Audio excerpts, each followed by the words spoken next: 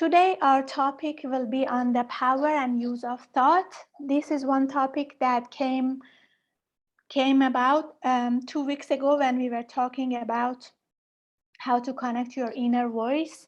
So today we want to explore this topic in more detail and understand what is this power, how we can control our thoughts, and how we can make ourselves a bit immune towards negative thoughts and emotions that are in the surroundings sometimes or in the cities. So let's begin with a short invocation. Please close your eyes. Inhale and exhale slowly and deeply. Relax your body. If you feel any pain or discomfort at any area of your body, bring your awareness to that area and mentally say, I let go. I am not the body. The body is just a vehicle of the soul. I am the soul. I am that I am. Visualize your whole body disintegrate and disappear. All the pain and discomfort disintegrate and disappear. All the cells and organs in your body disintegrate and disappear. And what remains is just brilliant white light. Inhale slowly and deeply. Exhale slowly and deeply. Now bring your awareness to your thoughts and your emotions. Just observe each and every thought that comes to your mind and fades away. Mentally say, I am not my thoughts. I am not my emotions. Thoughts and emotions are just products of the soul. I am the soul. I am that I am. Visualize all your thoughts and emotions disintegrate and disappear. All your fears, worries, frustrations disintegrate and disappear. What remains is just brilliant white light. Inhale slowly and deeply. Exhale slowly and deeply. Now bring your awareness higher to your crown chakra and mentally say to the Supreme Being, Divine Father, Divine Mother, to Master Chua Kok Sui, to Lord Mahaguruji Mailing, to all the great ones, all the holy gurus, holy masters, saints, archangels, holy angels, and spiritual helpers. Thank you for all of your priceless blessings, for divine light, divine love, and divine power, divine guidance, help and protection, inner healing and physical healing, good health and happiness, prosperity and abundance, spirituality and illumination. Thank you in full faith. Inhale slowly, inhale all the blessings. Exhale slowly and be aware of your whole body. Inhale slowly. Exhale slowly. Inhale slowly, inhale all the blessings. And exhale slowly. Now please put your two hands in a namaste position in front of your heart. Be aware of the presence of each and every person in this session and mentally say, Namaste, thank you for being here. And when you are comfortable, gently open your eyes with a big smile. Namaste and welcome everyone. So what we are going to discuss today is taken from the teachings of Theosophy recommended by Master Chua Kok Sui. So let's begin. If you have any questions throughout the session, please feel free to put it in the chat. And if you have any stories to share, please also feel free to put, so we understand this topic of thoughts and thought power together better. Okay. Our life is what our thoughts make it. power is actually a power which is possessed by all, but unfortunately intelligently used as yet by few. This is taken from, I think, Leadbeater. So everybody has this power of thought, but not everyone knows how to use it intelligently and consciously, and how to use it in a positive way. Okay, like we may have heard this many times from many people, that after something negative happens, they say, I knew this is going to happen. But how about, what if we are the person who actually made it happen? Some people think whatever negative incident happened to them is because of others, is because of the universe, is maybe because of destiny, which could be partially correct, but in many cases, we are the one who actually co-create our reality. Okay, so whatever our thoughts, our belief is, we co-create it for ourselves. And sometimes we think we knew it's going to happen, but we don't think we are the one, we could be the one who actually made it happen. Okay, let's continue. I will share some stories about personal stories later on with you. Now, there are a group of people who debate about the relation between will and desire as to which one influences the body and therefore cause actions in the world. Okay, so you have heard this a lot. If there is a will, there is a way. And so there is this debate whether if we will something, it will happen in this physical world. Is it will that lead to action, or is it desire which leads to action? Now, if you are a pranic healer, if you are a pranic psychotherapy graduate, you already know to a certain degree the difference between will and desire. Okay, each is connected with one of our chakras. Okay, desire also leads to certain activities, but there is a difference between willpower and the power of desire. Anyway, so there is a debate which one leads or causes to action. The real answer to that question is actually none. Thought, or what is called kriya in Sanskrit, is the only power that deals with things. Okay, now there is a power with will also, but we will come to it later. Now we are talking about what power affects objects, affects things, affects physical world.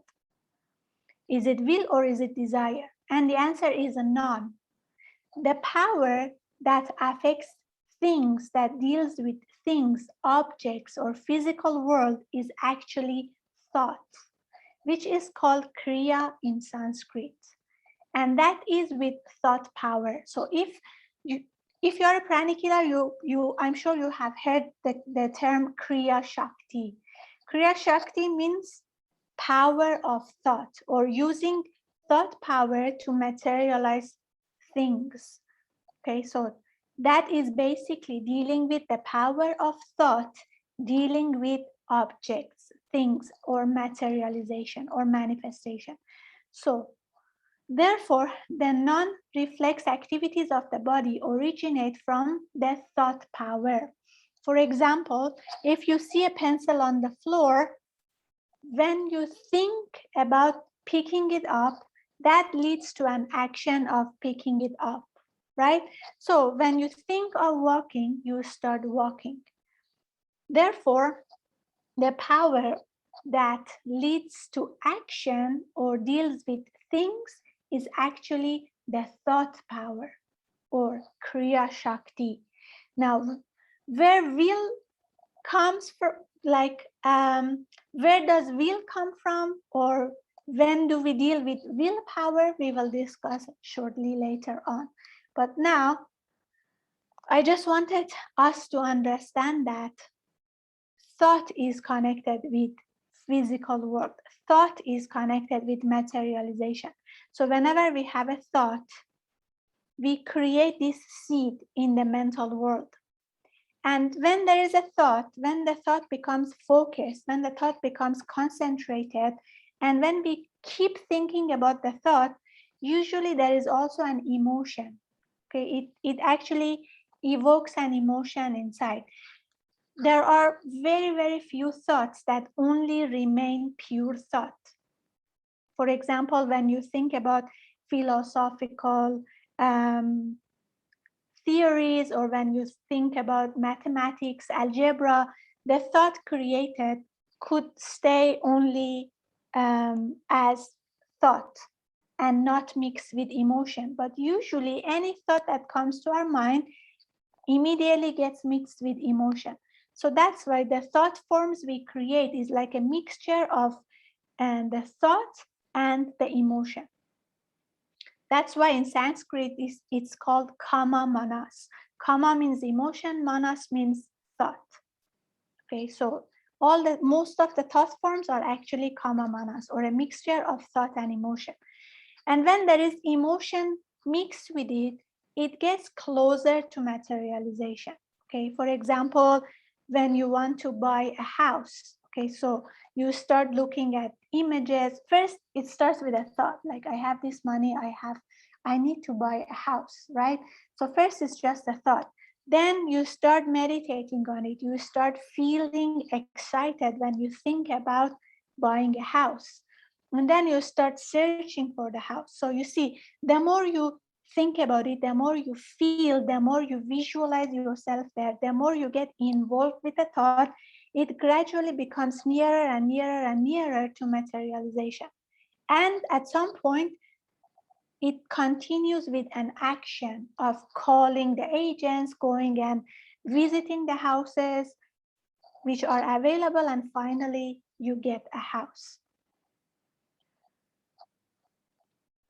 Now, what is a thought?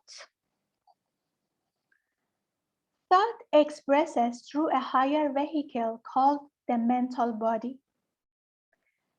We are not only this physical body that we can see. We are multi-dimensional beings. We have this physical body. Around it and interpenetrating it, we have an energy body, okay, called the aura or bioplasmic body, or etheric body, or simply the energy body. So this is the body that we discuss a lot when you take your basic pranic healing workshop. We also have another body called the emotional body, which deals with emotions. So emotional body or astral body makes it possible for us to feel emotions, range of emotions, from higher emotions to lower emotions. And we also have another body called the mental body, which is the medium of thoughts. Okay, so because of the existence of the mental body, we can think, we can process information, and we can store information. Now, this mental body is very similar to a computer. Okay, every thought is like a file inside a folder in this computer. Okay, even if you forget, like sometimes you have thousands of files in your computer and you even forget which file is where, but sometimes when you search a certain keyword, all of them will show up, right? Similarly, all these thoughts that we have been creating or we have been picking up from other people or from the environment or from a certain nation or country are all stored in our mental body in this giant computer. And sometimes we just forget about that memory. But let's say you go somewhere and you see something which relates to one of these past memories, or sometimes you smell a scent which is connected with one of these past memories, or sometimes you just hear a certain music and that memory pops up, right? So all of them are there. It's not removed from the system. Even if you forget about it, it's still in your mental body, stored in a certain folder, okay?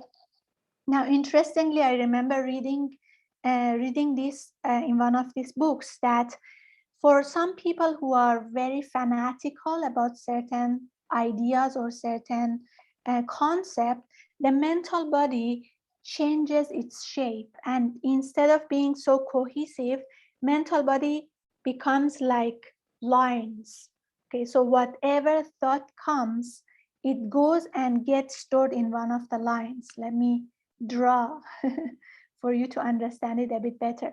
So you see the mental body is like an inverted egg. So any thought that we create is somewhere there, okay, gets stored somewhere in the mental body, for example. Okay. Now, for some people who are very, very fanatical with certain ideas or concept, the mental body changes its shape.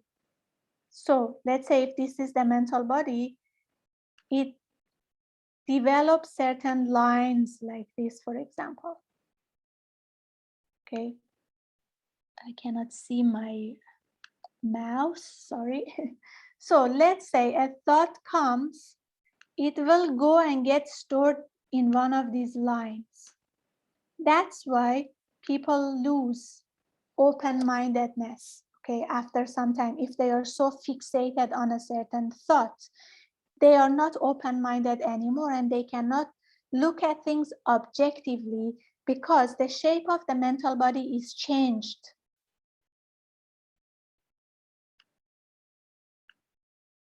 Okay, understood? Okay, let me just clear everything. So that's why meditation and spiritual practices is very important for us to remove those fixated ideas so we can look at things more objectively again. Okay. Sorry, today is something wrong with my computer. I can't see my mouse.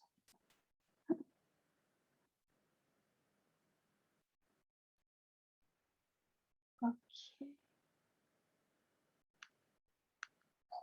Never mind. Let's continue.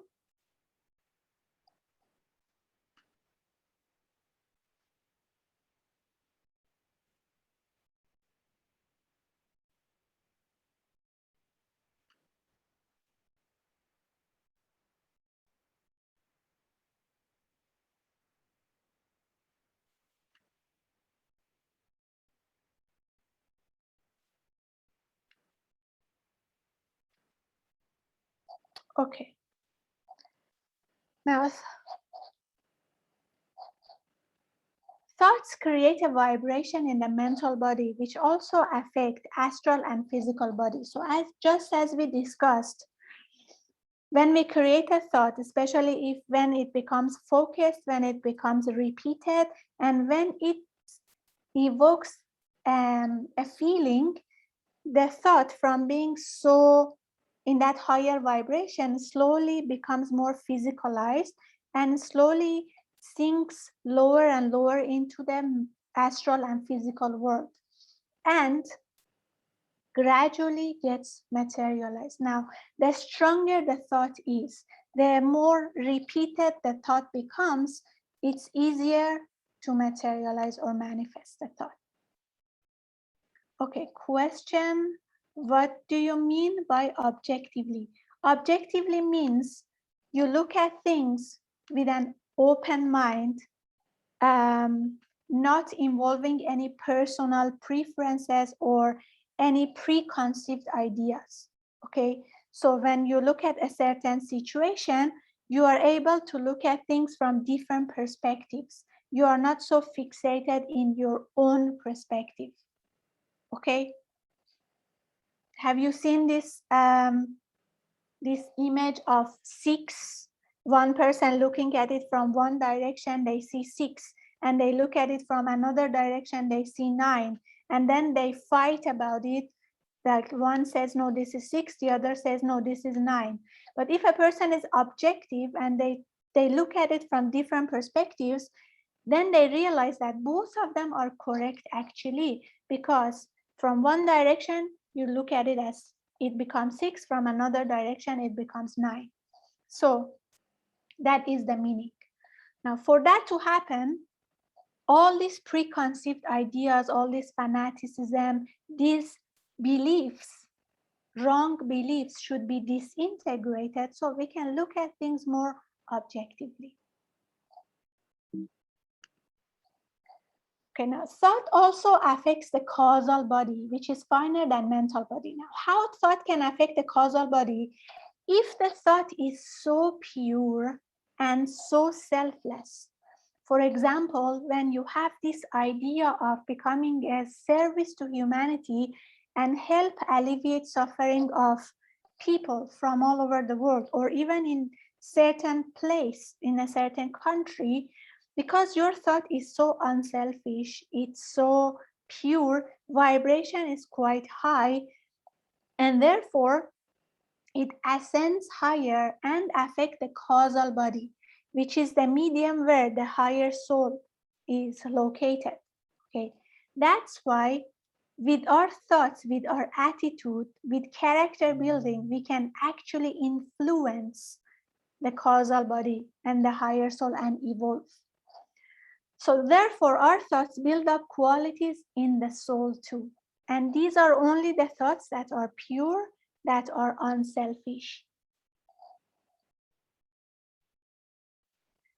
Now, in the process of thinking, a thought with a form and a wave is created that affects us and other people. Now, whenever we think about something, we create two types of effects in the mental world. One of them is the production of thought form, and one of them is the production of thought wave. Both of these affect us and other people, positively or negatively, based on the nature of the thought. So if the original thought is positive, it affects us and others positively. If the nature of the thought is negative, it affects us and others in a negative way. But the way this thought form and a thought wave influence others is a bit different, which we are going to discuss today in a bit more detail. Now, the thought is normally accompanied by experiencing a feeling, and if strong enough, with an action. Okay, now a few images here taken from the book Thought Forms by Annie Besant and Leadbeater. So whenever we create a thought form, this thought form has a shape, has a color, and has a lifespan. This shape is connected with definiteness of the thought. Okay. For example, there are so many people say, I want to be rich, I want to be happy. Then when you ask them, what happiness means to you, or what do you need to be happy? It's very vague. It's not well defined, it's not clear. Or someone says, I want to be rich. Then you ask them, oh, how much money do you need? How much money do you want to consider yourself rich? Is very vague. Okay, so if the thought form is not, if the thought is not clearly defined, if the thought is not clear, then the shape will be vague like this, will not be clear. But when the thought is very clear, for example, you have this very clear thought that I need or I want, for example, $10,000 every month. So it's very clear what exactly you want. Now, it doesn't have to be with money, with whatever it is related. If the thought is very clear, the outline of the thought form created will be clear. But if it's vague, then the outline will be vague also. Second thing is the color. Now, the color is connected with the intention or the emotion connected with it. Okay. If the emotions or the intention is more positive, the colors you see are more bright. When there is some negative intention or emotion connected with it, then you will see that the colors become dull or a bit grayish. So that's why you see the first image here is vague, pure affection. Because it's vague, the outline of the thought form is vague. Because it's pure, the color is so bright, and affection is connected with this rosy pink color. Now, when it becomes vague, selfish affection, then you see some grayish color already mixed with this brilliant pink color. Peace and protection. Now, you see this one is very clear. So this could be, for example, thought form of a mother for the child, for example, or a father for his child. Then they are praying or thinking for the peace and protection of the child. They can create this kind of thought, which has a form, and this thought which actually goes to the person, which is connected with, let's say, a father is praying for the protection of his daughter. This thought form will go to the daughter and act. Okay, now some clairvoyant, when they look at this, they think it's an angel because it looks like having like two wings. But this could be just the thought form of the parent. Another example, upward rush of devotion. So when a person is actually praying devotedly to God, to higher beings, to angels, to whatever the person believes in, it creates this kind of thought form. And you see the color is blue because blue is the color of devotion. Intention to know, color is yellow. Explosive anger, see red and orange, and it's quite sharp.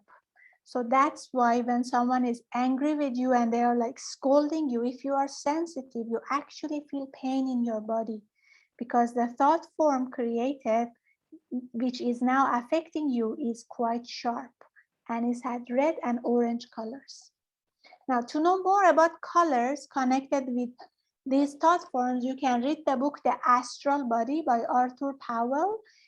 In the first few pages, he has actually listed down the colors and what emotion is connected with what color. You can also read the book Thought Forms by Leadbeater and Annie Besant. In that book, there is more images of different thoughts, and there are some explanation about the colors also connected with the thought. Okay, so we said when a person is thinking about a subject, a thought form and a thought wave gets created. Now, dealing with the thought form, we said, first of all, there is a shape for it. Second, there is a color, and there is a lifespan. Now, lifespan is connected with how strong is the thought or how repeated is the thought. Okay, so for example, let me give you a real example, which I actually experienced. I remember years ago, we went to the GMCK's or Hatha Yoga Ashram with a group of people from Malaysia, and there were a group of friends from India. And there was this person from India who used to come to Malaysia and teach also certain workshops.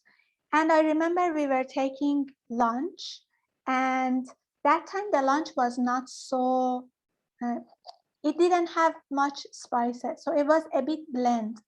And this friend of mine, he said, I wish there was pickles. Within few seconds, a person came out of the kitchen and put pickles on the table for everybody to use. And I was like, wow, so fast the thought got materialized. This was, I think, the second day. First day, the food still was bland. Second day, he said, I wish there was pickles. And then there was pickles on the table immediately within few seconds. This is one reason is when we do a lot of meditations, the aura gets bigger, the chakras get stronger, the thoughts we create are much more powerful. The lifespan is stronger, the impact is much more. Okay, positive or negative. So that's why if we do regular meditation, we need to be more careful with the thoughts we create, because if they are negative, the effect is much more faster and much more stronger compared to before. Okay, this is one reason why if you have been doing meditation for a while, let's say you are doing something, your friend comes and says, something like, let's do this and that, then you are busy. If you just say, I don't know, you just decide what you want, the person may get hurt. But previously, the same tone, the same voice, the same word didn't affect people, but now they do. And then your friend gets hurt, and then you say, I didn't say anything, why are you hurt? And your friend says, it's not what you said, it's how you said it, right? Because the energy is now much more stronger, and therefore the impact is much more. I remember hearing this from one of my friends who is also a Hatha yoga practitioner.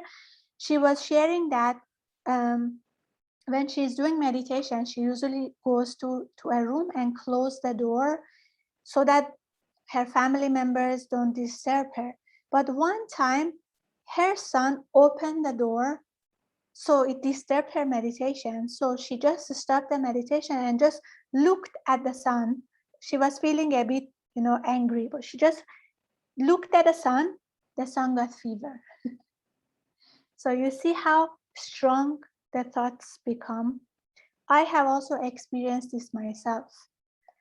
After doing meditation for some time, the thoughts tend to materialize much more faster than before and much more stronger than before. So we need to be extra careful with the thoughts that we produce, the thoughts that we create. Now, the good news is if they are positive, we get the positive effects faster. But if they are negative, then we need to immediately do something about it. Or we need to be careful with the thoughts we create in general. Okay? Now, repetition makes the thought more powerful also. So that's why the thoughts that you keep creating, they materialize. Okay, so what Master Choa Sui says, what you meditate, you become. What you meditate on, you become.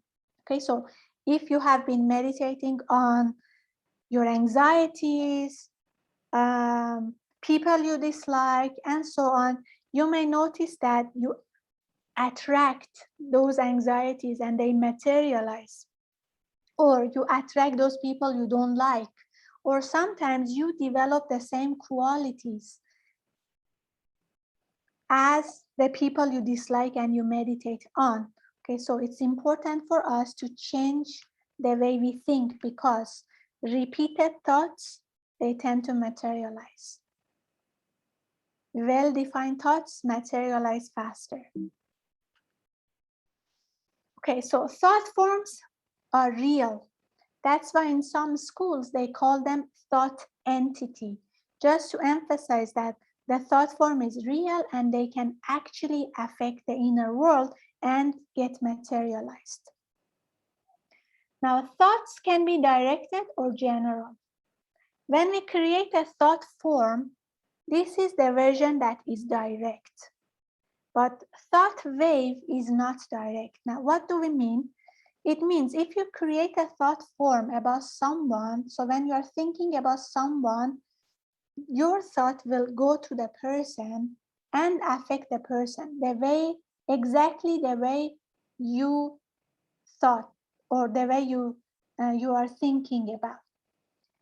But the wave affects people to a certain radius from you, and the effect is not exact, but the nature is same.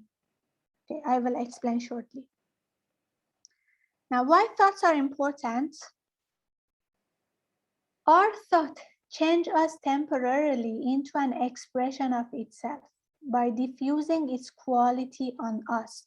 Have you seen that, or have you experienced that if a person thinks generally in a certain way, after some time, it changes even their face?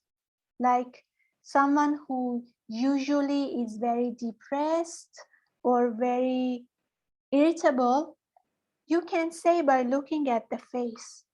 If someone is usually very happy, cheerful, positive, you can also say it by looking at their face. Even if a person, let's say, is stressed, most of the time you may notice that the hair starts to become gray faster. There will be lines on the face, and all these lines actually hold psychic energy inside. So that is the basis behind pranic facelifting. If you again are a pranic healer and you have done pranic crystal healing, you can explore body sculpting and facelifting. And one of the important things about facelifting is not only regenerate the skin, but also remove the psychic energy, the negative thoughts and emotions which are stored on the lines.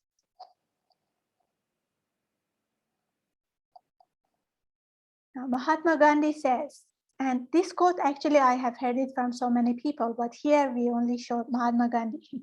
Your beliefs become your thoughts. Your thoughts become your words. Your words become your actions.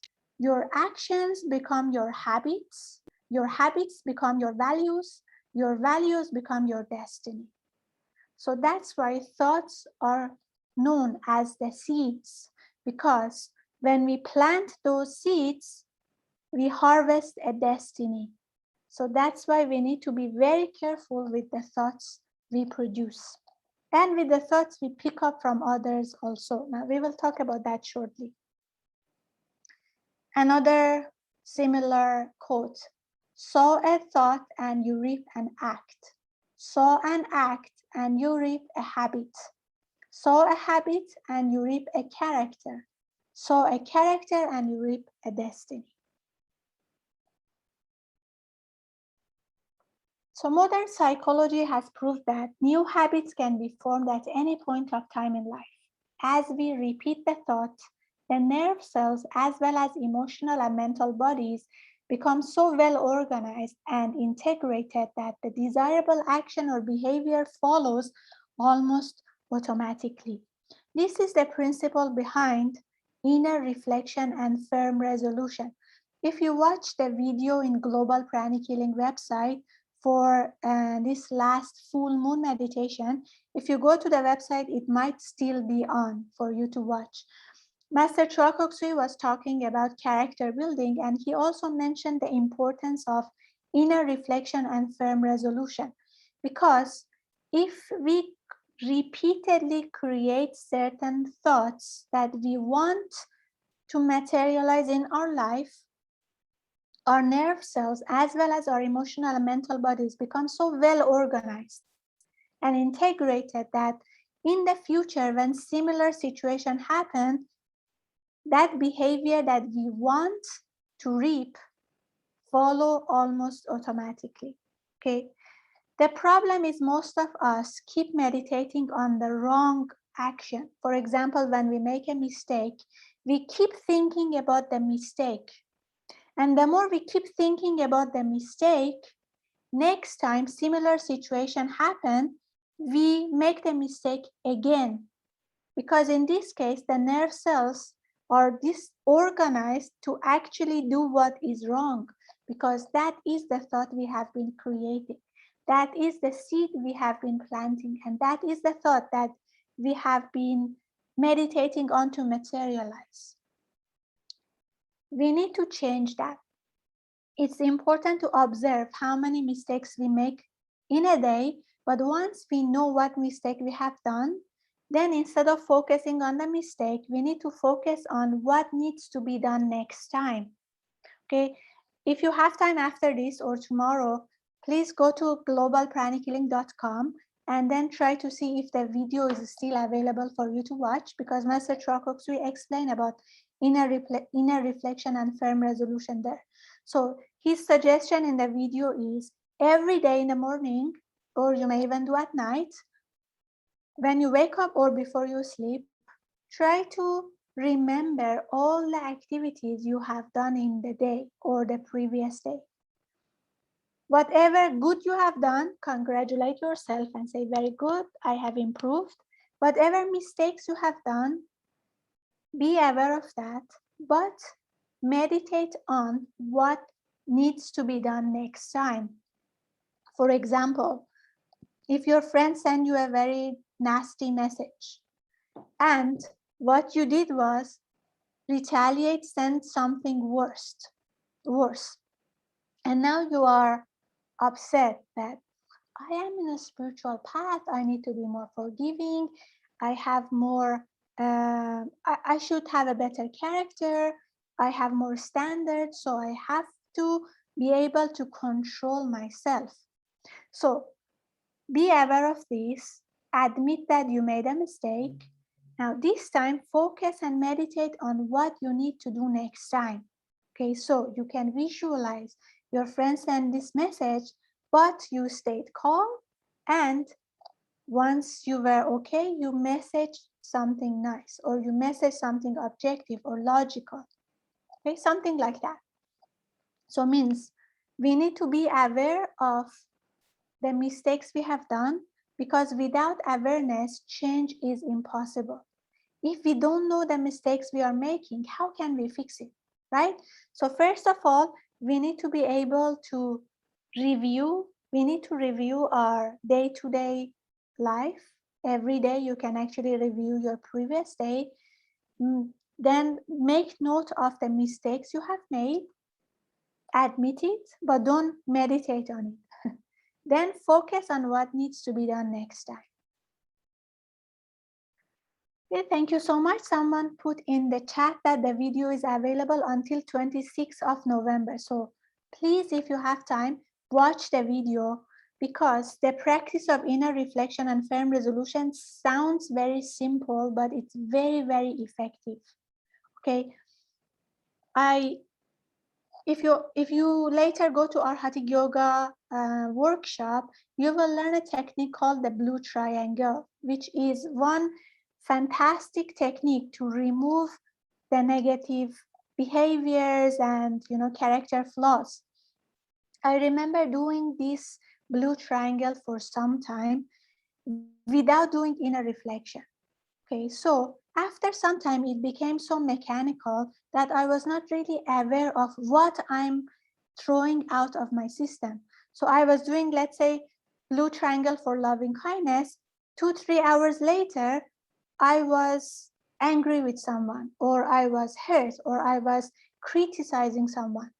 So means that I couldn't see the effect much in my life. Then I remember after attending one of the retreats, there was one video that Master Chua Kok Sui explained the importance of inner reflection. And when I started to practice that, actually, I noticed that the effect of blue triangle is much, much more deeper now.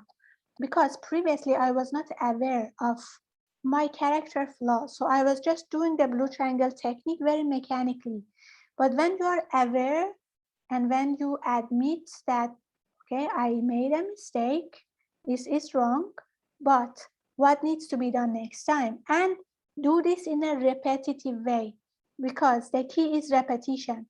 As we said, we need to repeat the thought so that the emotional, mental bodies, the nerve cells become very well organized and integrated, that next time when similar situation happens, the behavior that we want to see actually happens automatically. Okay? So let's continue.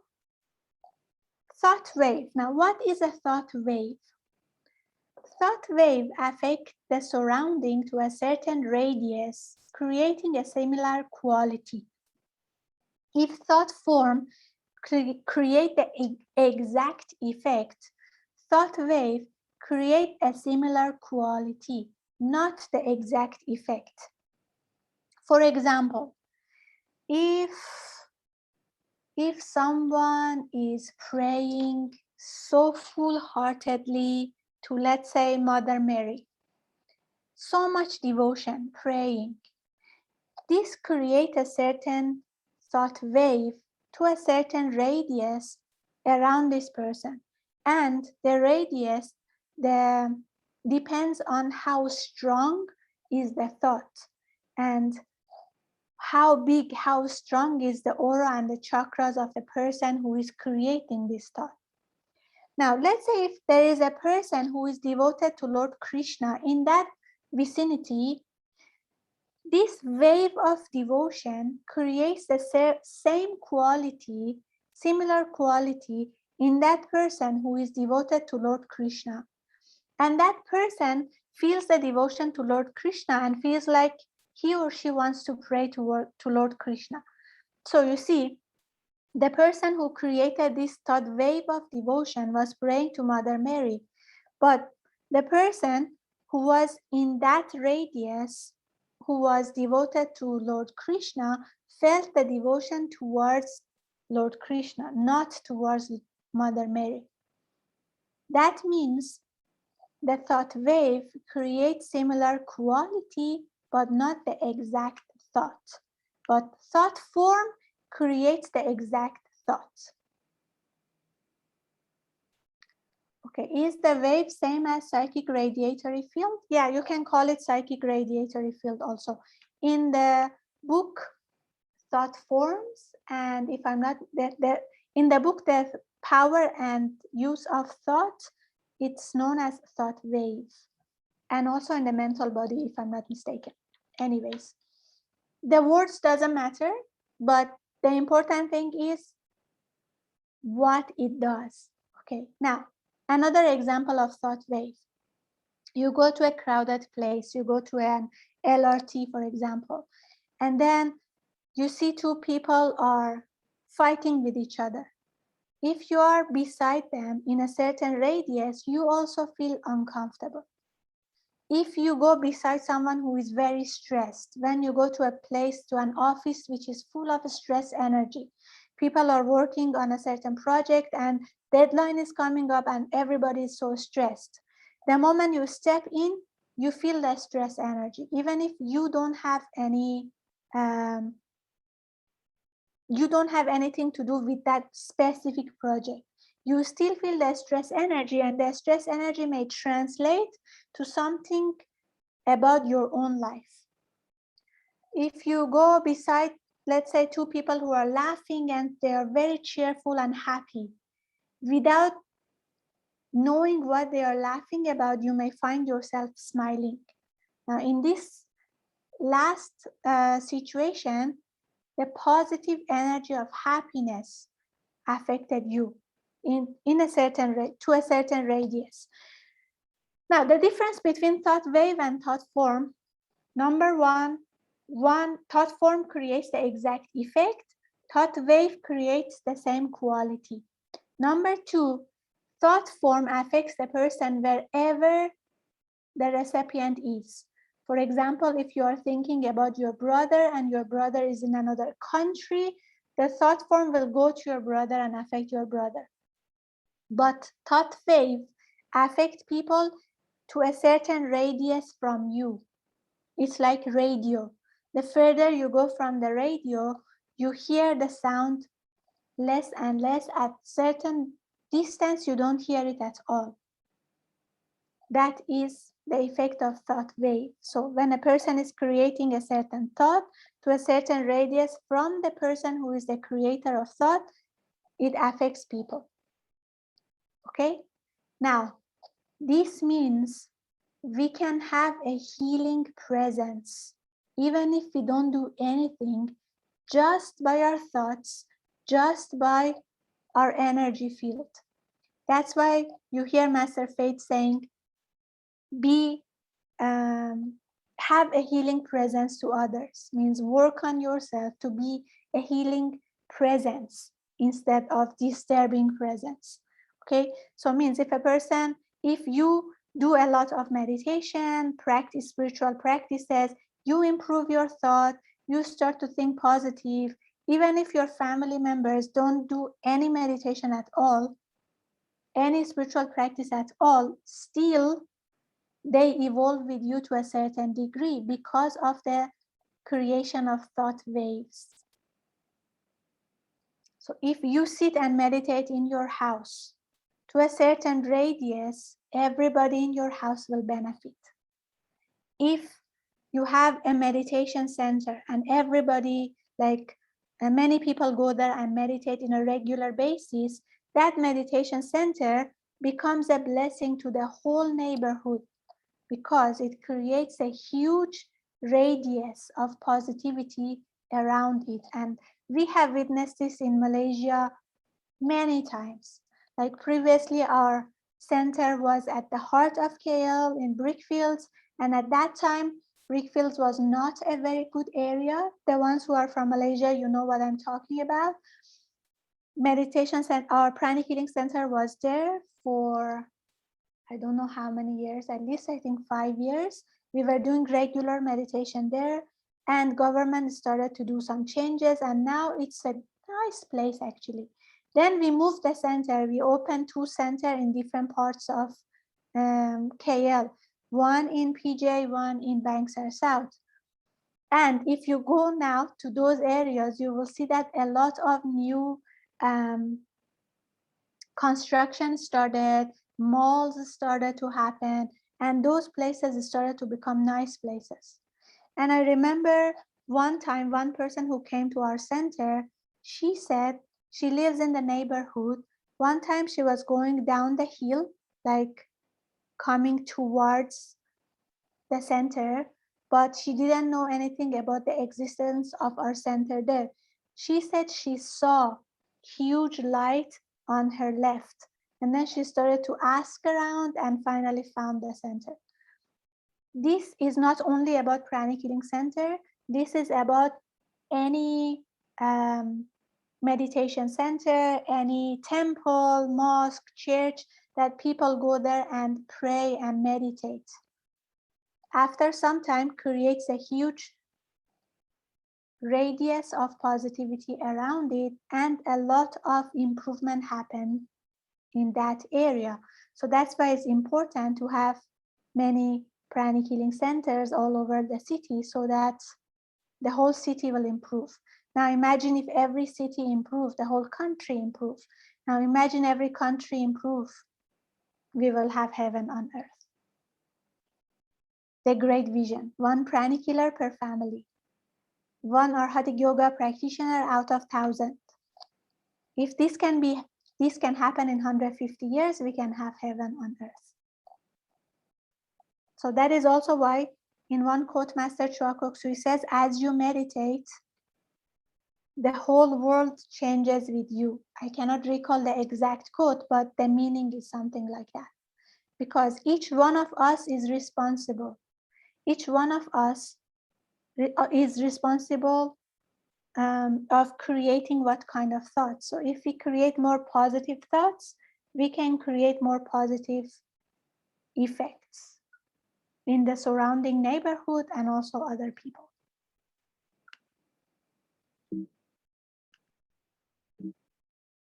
Okay. Now the distance covered by a thought wave and its strength and persistence in influencing other mental bodies depend on the strength and clarity of the original thought, like the voice of a speaker. So the stronger is the thought, the bigger and stronger is the aura and the chakras of the person creating it, and the clearer it is, the influence on other people is much more. Now, thought form, as we discussed, goes exactly to the person that is directed to. Okay, so means if someone is thinking about another person, this thought will go to the other person and affect the other person.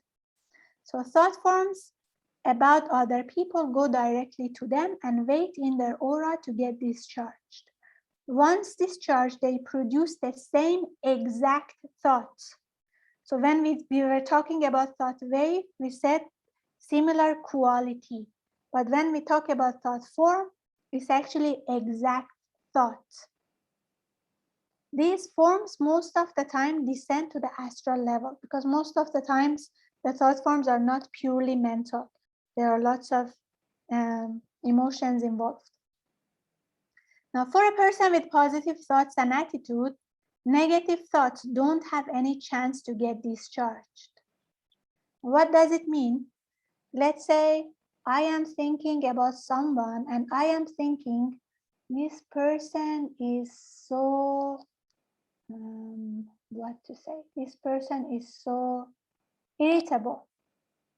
Now, my thought, or let's say dishonest, my thought will go to the person and wait for proper time to discharge itself on the aura of this person X. Let's call them X, for example.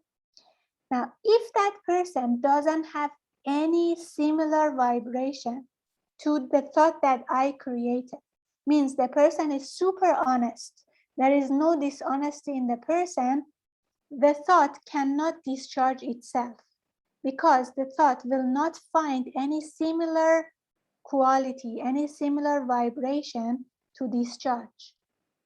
And therefore, the thought will come back to me. This is the meaning behind the saying that my goodness is my shield. Because if we don't have any negativity in ourselves, even if other people think negative about us, that negative thought will come to us, but will not find any similar vibration to get discharged, and therefore will go back to the sender.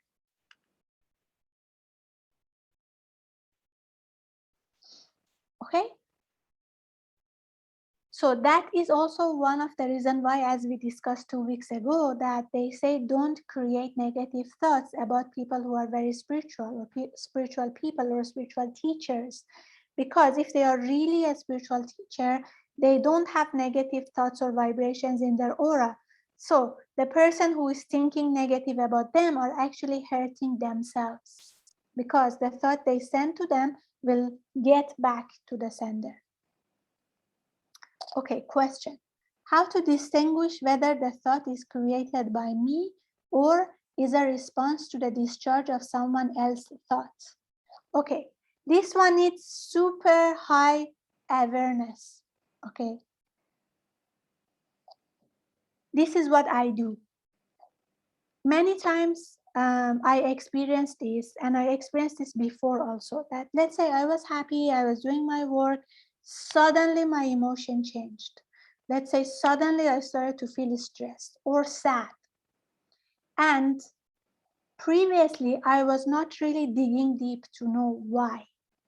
So therefore, I would pick up this thought form that probably someone sent, or I may have picked up from the neighborhood, the surrounding. I would make it mine, I would dwell on it, and it would affect me for a few days, or at least one day. After I started to practice pranic healing and hatha yoga in a regular basis, I started to become much more aware also, especially if you do a lot of meditation on Dhyan, or hatha yoga Dhyan meditation, or twin hearts meditation, also helpful. So now, if I'm doing my work and suddenly my feeling change, then I pause and I think, what happened? Why am I feeling like this? Okay, sometimes there is a reason when I dig back. For example, I notice, oh, after reading that message, I started to feel upset. So then I realized the reason why I started to feel upset was the message which I read, or that person that I met, or that issue that happened in that project, for example. So I know what is the reason. Now, when I know the reason, then I start to think, now, does this matter within one day, within 1 week, within 1 year? In 70–80%, the answer is no, so I just leave it. Sometimes I cannot find an answer, so I start keep digging and thinking, why am I feeling like this? There is no reason. When there is no reason, that means probably you picked up from someone, probably someone was thinking about you, maybe that's why the thought came to you, and then you can easily let go because you don't find a reason to hold on to it and to keep it.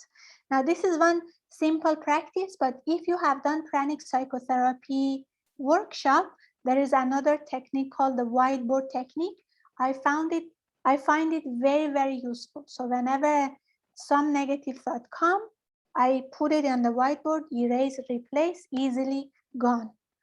Okay, so that technique is copyrighted I cannot share, but if you are interested, just research and Google pranic psychotherapy and see if there is a chance for you to learn it there.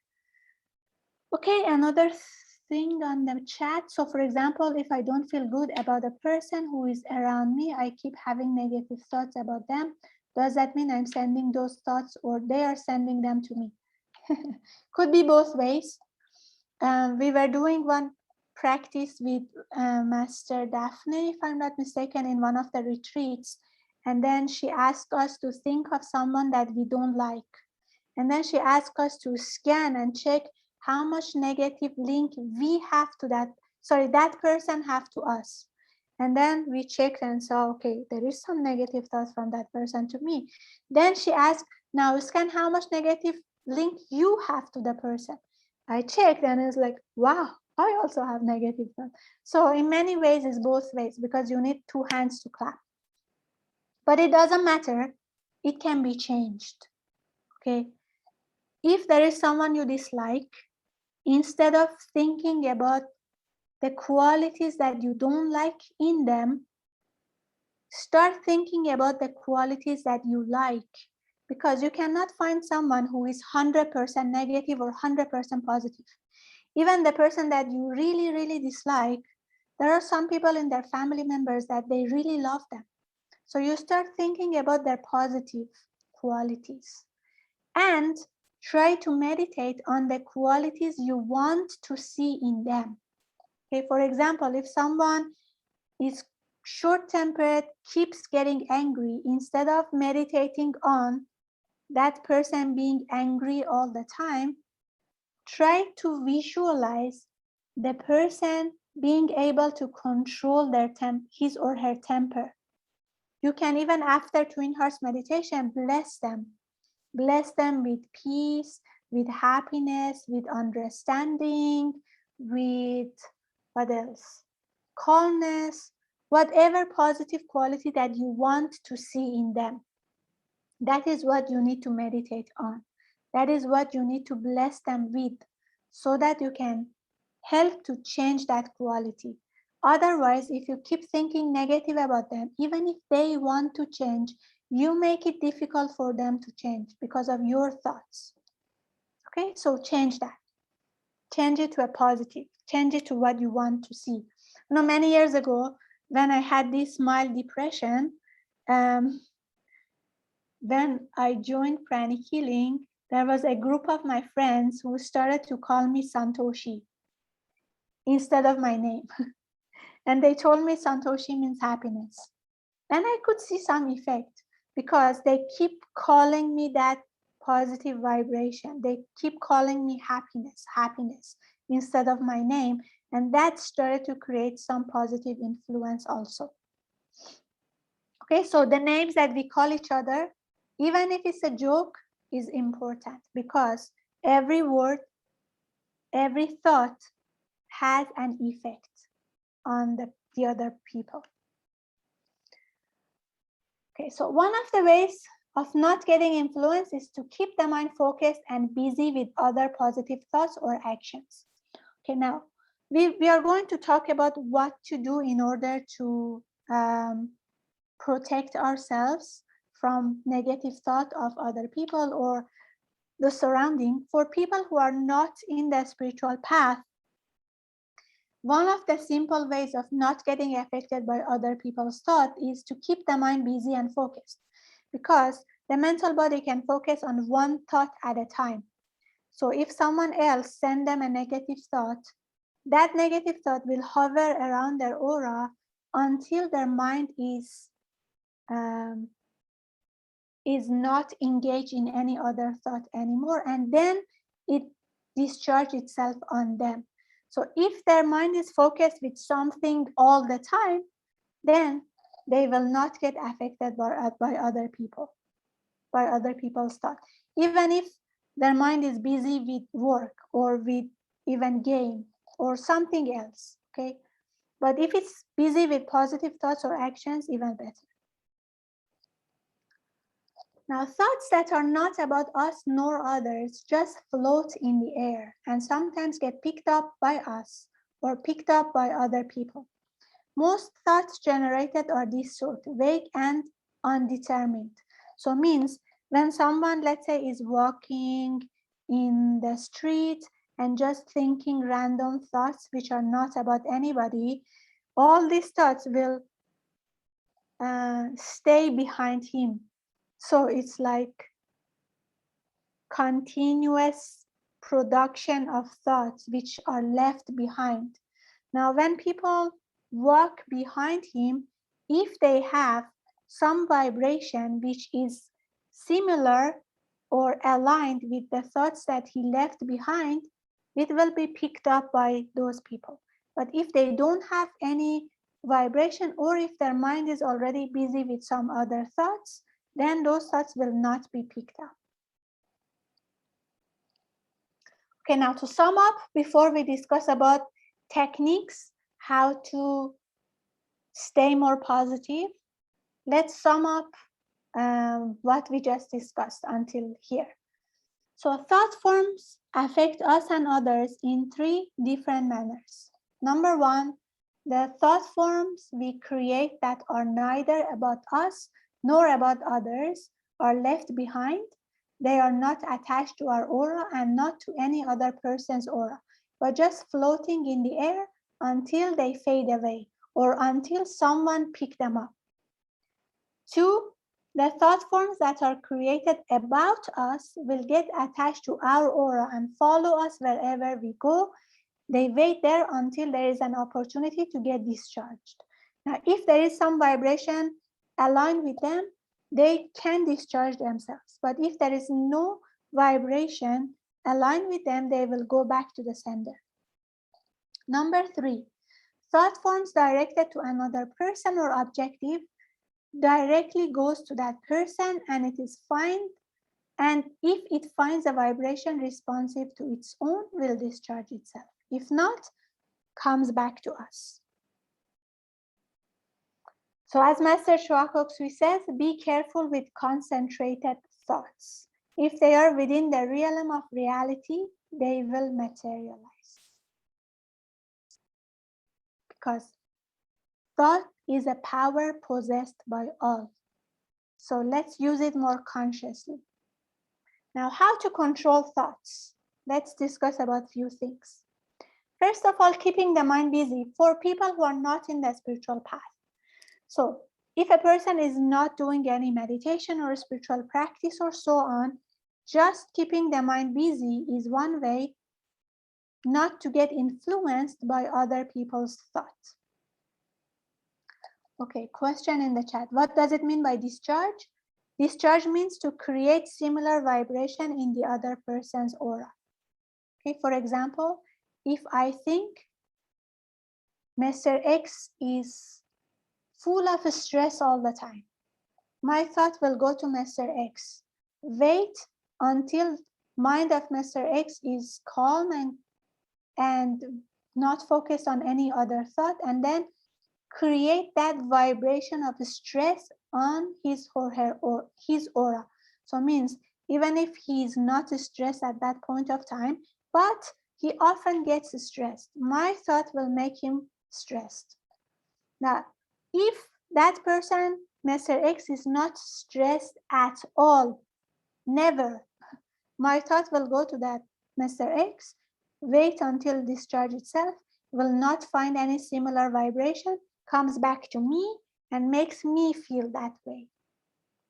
Okay, so discharge means create that vibration or influence the person in relation to the thought, the message of the thought. Next, second technique, understanding that mind is not the man. The man means human, a person, but is an instrument which the person must learn to use. Okay, so means understanding that the mind, the mental body is a computer and the soul is the one using the computer. Okay, so the soul can control the computer, not the computer controlling the user. Understanding this reality help us to be able to control the mind in a better way. Because the computer should not control the user should control the computer. But in order for the user to control the computer, first the user should realize that I am not the computer. I have the power to control the computer. And that could be possible by affirming the I am affirmation. Okay, if you read the book Existence of God is Self-Evident, I am affirmation is written there by Master Choa Kok Sui. So the basis behind I am affirmation is to affirm I am not the body, I am not the emotions, I am not the thoughts, I am not even the mind. The mind is only a subtle instrument of the soul. I am the soul. And the actual affirmation goes a bit longer than that, but keep affirming that, help us realize that I am not my thoughts, I am not my emotions. So therefore, I am the one who chooses whether to think in this direction or not. I am the one who chooses to feel this feeling or not. I am the one who chooses what belief, what thought serves me, what doesn't. Okay, going back to the chat, but how does the thought identify who is the person? Is the intention. Okay, so energy follows thought, intention. When you are thinking about a specific person, the thought will go to that person. Principle of directability, taught in basic pranic healing workshop. That is how it works. Next, using the will. Earlier in the session, we discussed about difference between will, desire, and thought. We discussed which one is connected with objects, with the physical world, and the answer was thought. Now, will is the power that can control the thoughts. So if the thought is the power that works among things or objects, the will is the power that works among thoughts and feelings. So using the willpower, we can control our thought power. And that thought power influence objects, things in the physical world. Now I give you an example. Let's say someone wants to learn how to drive. So every day morning, he goes to the street and he starts driving the car. Initially, it's fine until he reached a junction. In the junction, there is this, let's say, pole that when he sees the pole, he starts worrying and thinking, what if I hit the pole? And the more he thinks about hitting the pole, the thought of the pole becomes so big that it actually surrounds the whole mental body, means he doesn't think of anything else but the pole, and therefore thought leads to action. He hits the pole. Now, if this person wants to use the power of will to avoid this, next time when he's driving, he sees the pole, he has to use the willpower to divert his thoughts from the pole to the road, and therefore focus on the road. And when the person focuses on the road, he will not hit the pole anymore. Okay, I am architect by profession, and when we were doing this class for drawing lines, I remember that one way that they taught us to draw a straight line is to look at the ending. So let's say you start from point A, you want to draw a straight line to point B. Instead of looking at your finger, look at point B, so that your thought, which your intention is, I want to reach point B, make your hand reach point B. Okay, so using the will, we can control the thought. So whenever you are thinking about an undesirable future, or you are worrying about a negative incident that is going to happen in the future and so on, use your willpower, divert your attention from that, from thinking about that negative incident that may happen in the future, to what you want to happen, or to anything positive. In that way, you are using the thought power to create what you desire, using your willpower. Okay, I hope I was able to explain clearly. Now, there is a huge difference between will and wish. Actually, the presence of wish or hope in the mind shows lack of will. And the person who gives up to wishing surrenders his will. Wishing is not a form of will, but an enlargement of desire. Now, what does it mean? For example, you see a pen on the floor. The moment you will that I want to pick up the pen, your thought becomes picking up the pen, and then you pick up the pen. You don't say, I wish I could pick up the pen. Okay, right? But if the pen which is on the floor is made up of very heavy stone, for example, and in your mind you think, I may not be able to pick it up because it is very heavy, then you wish. So you say, I wish I can pick it up, because you are not confident whether you can pick it up or not. But if you know the pen is quite lightweight and you 100% can pick it up if you want to, then you just will and you pick it up. There is no wish here. Okay, next, meditation. Meditation, especially meditation on twin hearts, is a fantastic way to disintegrate all these clouds of thoughts and emotions which are hovering in the aura. Many of you may have experienced this when you sit for meditation in early days. And when Master says, like, let go, and there is meditation on silence, then many thoughts pop out. And then you think, I wanted to have stillness and not think of anything. How come many thoughts pop up? This is one reason. One reason is because the aura is filled with so many thoughts. And when you make your mind, your body, everything still, you can see them. You are aware of them. Now, if you do this meditation on a regular basis, divine energy flows, and divine energy is like a disintegrating agent. It disintegrates all these clouds of thoughts and emotions from your aura and expel them out. Okay, now, living in the city itself, we are affected by other people's thoughts and emotions because we are in an ocean of thoughts. So therefore, every day when we do meditation, we purify our aura, our mental body, our astral body. But because we are still in the city, we get contaminated the following day.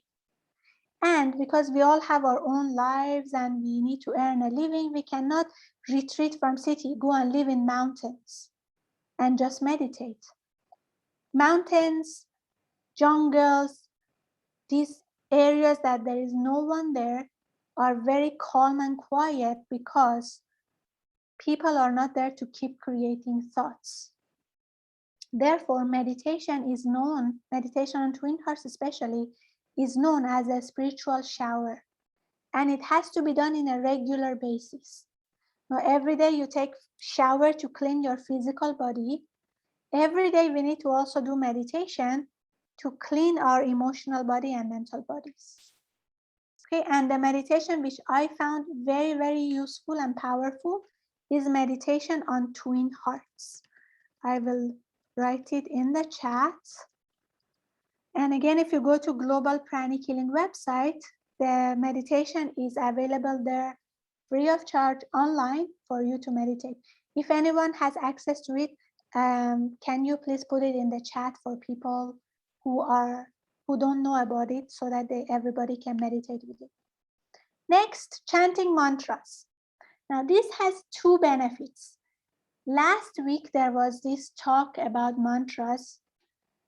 We already explored different benefits of mantras. Here we are focusing on two of the important benefits in relation to thoughts. Number one, when you are chanting a mantra, you are keeping the mind busy because you are focusing on chanting the mantra. So therefore, when someone else is sending you a thought, that thought cannot discharge itself on you because your mind is already busy with the thought of the mantra. That is benefit number one. Benefit number two, each of these mantras create a certain vibration, and therefore they create a certain effect on your aura. One of the mantras which is very good for purification is Om. Another one which is good for disintegrating, especially old forms, old thoughts, or old programs, is Om Namah Shivaya Om. One mantra which is good for emotional healing is Om Mani Padme Hum. Anyway, you can do your own research on mantras, but each of the mantras, based on the vibration it creates, it also creates a certain effect on the aura, besides keeping the mind busy. Next, pranic psychotherapy. Now, the effect of meditation is gradual. Every time you do meditation, divine energy comes down, disintegrate these negative thoughts, emotions, beliefs, programs, expel it out of your system. So it means if you do regular twin hearts meditation, after some time you notice you are becoming more open-minded. You are able to look at things more objectively, more clearly, because those wrong beliefs, programs, patterns get gradually disintegrated. But if you want something direct and fast, then pranic psychotherapy could be very helpful, especially if you are dealing with something very strong or severe.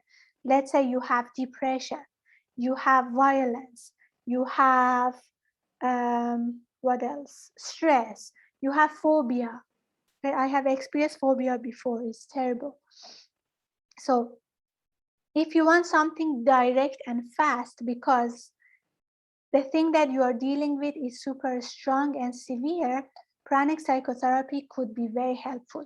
Because in pranic psychotherapy, we use high frequencies of energy to actually disintegrate the thoughts and the entities that are affecting you. Okay? So that is another way to help you. So if you are not pranic psychotherapy practitioner, you can actually search for nearest center beside you. In Malaysia, our center is Prana World, so you can go to malaysia.pranaworld.net. If you are in other countries, just search for nearest pranic healing center beside you, and then you can explore their healings, their classes, meditation sessions, and then try to explore this. Okay, question. What the use of mantra Om Namah Shivaya Om and Om Mani Padme Hum? Okay, last week was about mantras. If you want more detail, please send us an email at hello@pranaworld.net, and we will share the video with you. There is a recording for it. But to give you a quick answer, Om Namah Shivaya Om is connected with power aspect of God in Indian tradition, Lord Shiva. And Lord Shiva is the destroyer and restorer. So the energy is quite strong and could be used to disintegrate certain old beliefs, programs, thoughts. Okay, for example, if you have phobia about certain things, or fear, or stress, or a certain pattern or behavior, you can sit in meditation, and then you can chant or listen to Om Namah Shivaya Om and use this vibration to disintegrate that pattern. Okay, now who chants is very important. Okay, so if a singer chants, the effect is less. If you listen to a chanting done by a spiritual teacher or practitioner, the effect is more.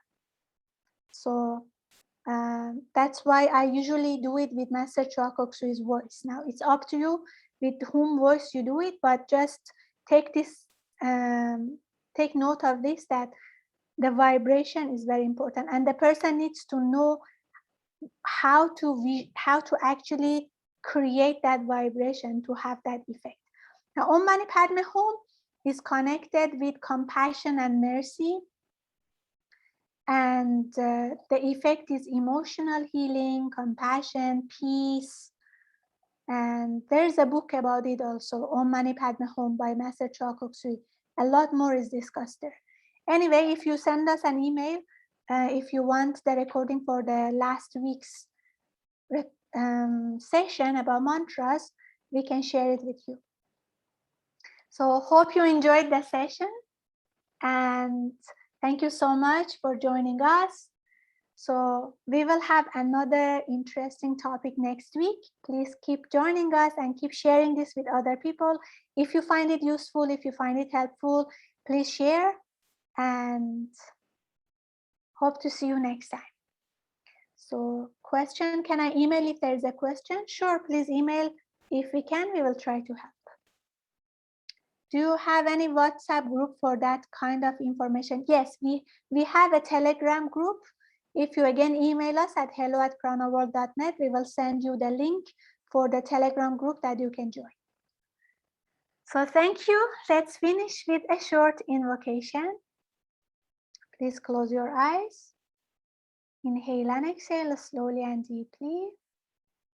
Mentally say to the Supreme Being, Divine Father, Divine Mother, to our spiritual teacher, to Master Choa Kok Sui, to Lord Mahaguruji Mailing, to all the great ones. Thank you for all of your priceless blessings. Thank you for having us tonight here together. Thank you in full faith. Inhale slowly, inhale all the blessings. Exhale slowly, be aware of your whole body. Inhale slowly. Exhale slowly. Inhale slowly, inhale all the blessings. And when you are comfortable, gently open your eyes with a big smile. Thank you so much. Namaste. See you next week. Bye.